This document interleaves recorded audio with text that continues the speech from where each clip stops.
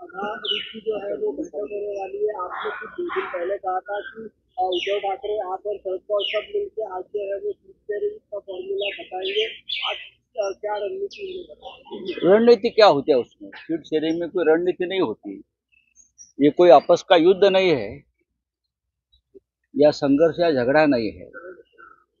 महाविकास आघाड़ी के सभी घटक दल एक साथ बैठकर 48 सीटें कौन कैसे लड़ सकता है इस बारे में चर्चा करते हैं। अब महाराष्ट्र में तीनों पार्टी, चाहे कांग्रेस हो, चाहे शिवसेना हो, राष्ट्रवादी कांग्रेस पवार साहब की लीडरशिप वाली, वंचित बहुजन आघाड़ी, ये सभी के अपने अपने गढ़ है और पूरे महाराष्ट्र में चार ही पार्टी फैली है। तो कार्यकर्ताओं का दबाव नेताओं के ऊपर होता है कि फलाना फलाना सीट अपने पास ही रहने चाहिए, हम ही लड़ेंगे। जैसे कि भिवंडी वाली सीट, अब मैं एक उदाहरण, भिवंडी वाली सीट पर राष्ट्रवादी कांग्रेस पार्टी के लोग चाहते हैं कि वो सीट राष्ट्रवादी कांग्रेस पार्टी लड़े, ये सच है। और कांग्रेस के लोग चाहते हैं कि हम लड़े।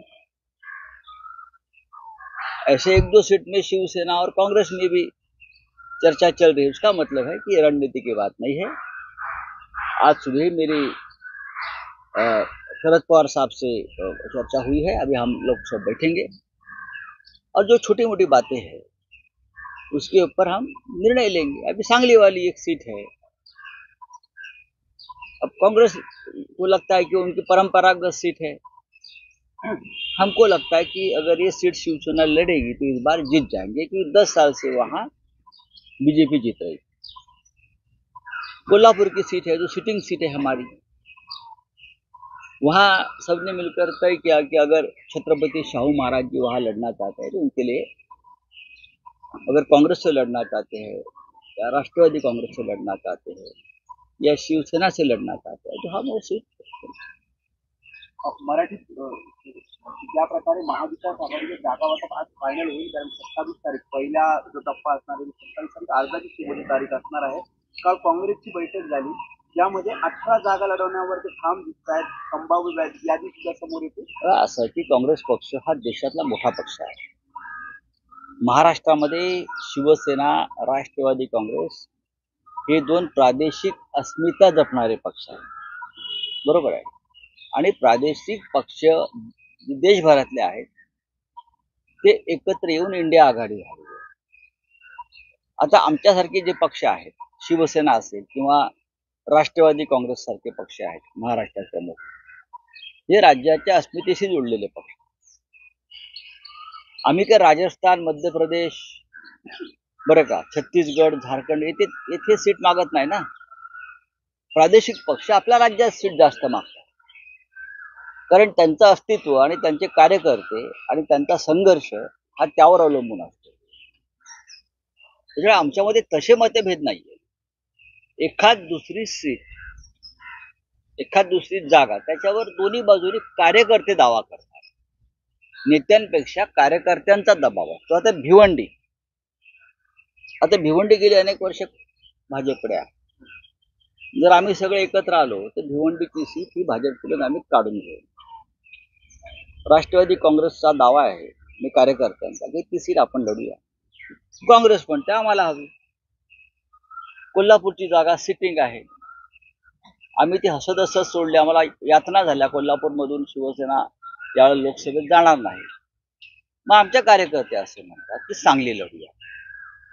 शेवटी आपण सगळे एकत्र आहोत, मग आपण सांगली लढूया। आता ह्या विषयावरती चर्चा होऊन मार्ग निघेल। आज सकाळीच माझ्या माननीय शरद पवार साहेबांशी या विषयावर चर्चा झाली। आम्ही आत्ता एकत्र भेटतो आणि मला असं वाटतं त्यानंतर मी म्हणजे सन्माननीय उद्धव ठाकरे, शिवसेना पक्ष प्रमुख, मी आणि असे आमचे काही प्रमुख लोक आम्ही कोल्हापूरकडे रवाना आहोत। कोल्हापूरला आम्ही श्रीमंत छत्रपती शाहू महाराजांना भेटू, त्यांना शुभेच्छा देऊ ते निवडणूक लढतायत, त्यांचे आशीर्वादही घेऊ पुढल्या लढाईसाठी त्या गादीचे। त्यानंतर आम्ही वसंतदादा पाटील यांच्या सांगलीतल्या स्मारकावर जाऊन त्यांना श्रद्धांजली आदरांजली अर्पण करू आणि मग सांगली जिल्ह्यात मिरज येथे उद्धव साहेबांची सभा आहे, आम्ही तेथे जाऊ. भाजपकडनं अनेक लोकांचे चेहरे जे आहेत विद्यमान खासदारांचे चित्रपट केले. कुठे भाजपच्या मला माहित नाही. आपलं आपलं होऊ द्या. चंद्रहार पाटील यांची उमेदवारी जवळपास निश्चित केली असताना ती उमेदवारी मागे घेणार का जर सांगलीची जागा काँग्रेसला जायची तर हे पहा की ठाम आहात सांगितले. आम्ही नक्कीच त्या जागेवरती यासाठी ठाम आहोत की पश्चिम महाराष्ट्रामध्ये आम्ही कोल्हापूरची महत्वाची जागा महाविकास आघाडीच्या ऐक्यासाठी त्याचा आम्ही दिलेली आहे. ऐक्य राहावं आमचं वादनामा. आम्ही ती कोल्हापूरची जागा सिटिंग जागा आहे. त्यानंतर हातकणंगलेच्या जागेवर राजू शेट्टी यांच्याशी चर्चा सुरू आहे. त्यामुळे पश्चिम महाराष्ट्रामध्ये आमच्याकडे एखादी जागा असावी आणि ती आम्ही ताकदीनं लढावी, अर्थात काँग्रेस आणि राष्ट्रवादी काँग्रेसच्या मदतीने. ही जर आमची भूमिका असेल तर त्याच्यामध्ये काही चुकीचं आहे असं मला वाटत नाही. वंचित बहुजन आघाडीला निमंत्रण दिलेलं नाही तर वंचित बहुजन आघाडी आजच्या बैठकीत नसणार किंवा वंचित बहुजन आघाडी म्हणजे माननीय बाळासाहेब आंबेडकर हे सन्माननीय नेते आहेत.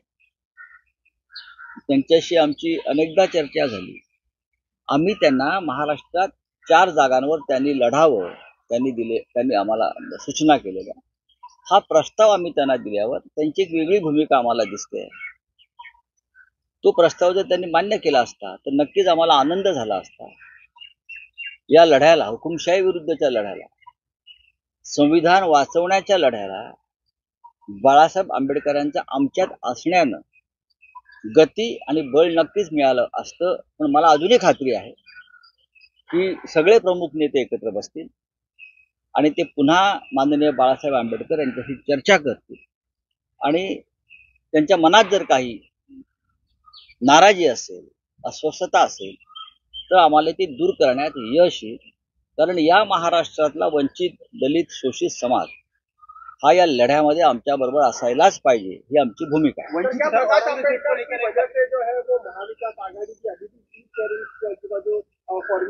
हमने आपको पता होगा कि हमने 4 सीटों का प्रस्ताव वंचित आघाड़ी को दिया है और मुझे लगता है कि 4 सीटें हम जीत सकते हैं जो वंचित को हमने दी. महाराष्ट्र का हर घटक है जो शोषित है, वंचित है, वो इस संघर्ष में हमारे साथ रहे. संविधान बचाने वाली लड़ाई है ये, तानाशाही के खिलाफ ये लड़ाई है. तो ये सब लोग अगर हमारे साथ रहेंगे, अम्बेडकर जी रहेंगे, तो हमें ज्यादा ताकत मिलेगी. क्या है? किसने बोला है औरंगजेब का बयान? बहुत बहुत ध्यान से सुनते हमारा भाषण प्रधानमंत्री जी.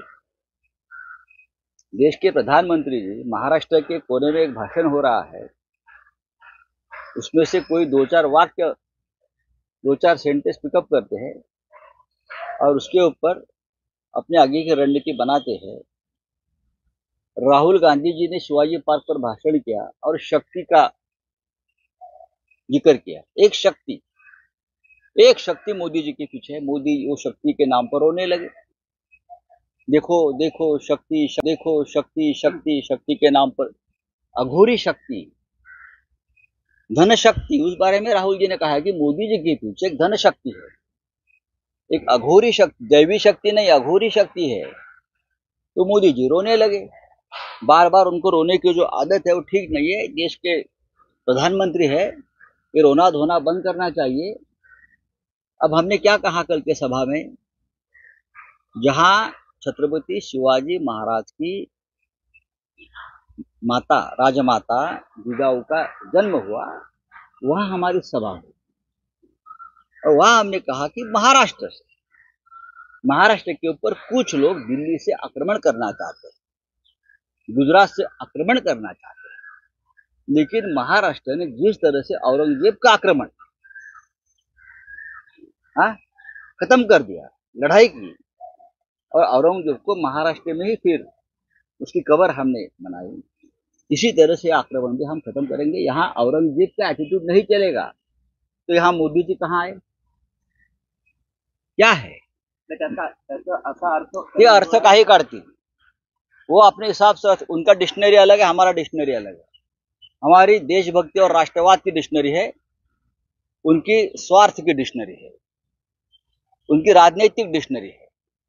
आप प्रधानमंत्री हो, प्रधानमंत्री पद की गरिमा रखो, ये रोना धोना बंद करिए। बहुत हो गया, 10 साल लोगों ने आपका रोना धोना देख लिया है। अब थोड़ा सा एक प्रकारे औरंगजेबाची उपमा देऊन अजिबात शिवी- नाही. विरोधक शिवी देतात आणि 104 जी शिवी आहे. गरीब एकीकडे आशीर्वाद मला देतात तर विरोधक कोण म्हटलं गरीब आशीर्वाद देत आहेत तुम्हाला? हे या निवडणुकीत कळेल. गरीब ईव्हीएमला शिव्या देत आहेत. ईव्हीएमला शिव्या देणं म्हणजे भाजपला शिव्या देणं. तळतळाट करतायत ईव्हीएमचा. आपण लफंगे करून जिंकून येत आहे. औरंगजेब सुद्धा हेच करत होता. औरंगजेबाची सुद्धा हीच खाखा वृत्ती होती. कोणी विरोधक राहू नये यासाठी औरंगजेबाची महाराष्ट्रावरची चाल होती. सगळ्यांनी आपल्या पक्षात यावं, दुसरं कोणी समोर राहू नये, ही औरंगजेबाची वृत्ती होती. ही वृत्ती आहे आणि या वृत्तीच्या संदर्भात आम्ही चर्चा केली. मोदींनी थोडंसं त्यांचं हे मगरीचे अश्रू ढाळणं बंद करावं. आता ते देशाचे पंतप्रधान आहेत काही काळासाठी, निदान या काळात तरी त्यांनी प्रधानमंत्री पदाची गरिमा प्रतिष्ठा सांभाळावी. थँक्यू.